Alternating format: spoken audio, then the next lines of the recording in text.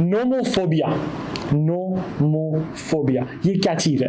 Nomophobia 2018 में Cambridge university के मुताबिक वर्ड ऑफ द ईयर भी था।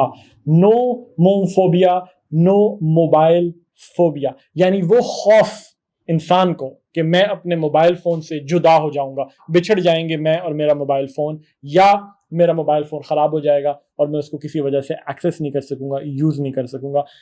नोमोफोबिया ये हमारा आज का एक स्टैंडर्ड फीचर बन गया है। वाकई बंदे को डर लगता है कि यार अगर मेरा फ़ोन मेरे से छिन जाए तो पता नहीं क्या होगा। एक फैमिली मेंबर बन गया, एक लाइफ पार्टनर बन गया हमारा फ़ोन। तो वर्ड है नोमोफोबिया, बड़ी इंटरेस्टिंग टर्म है, इंग्लिश का वर्ड और एक इंटरेस्टिंग टर्म तो है, but what is more interesting in my view is the fact कि ये एक सोशल रियलिटी है हमारी लाइफ की, एक सोशल, एक पर्सनल रियलिटी बन गई है हमारी आज की लाइफ की, जिसमें हम इतने अटैच्ड हो गए हैं टू वन डिवाइस। एक डिवाइस क्या, जिसमें कैमरा भी है, फोटोज भी हैं, ईमेल भी है, व्हाट्सएप भी है, सब कुछ इन वन डिवाइस। कन्वीनियंट तो जरूर है, it's convenient, you don't have to carry 50 different things, right?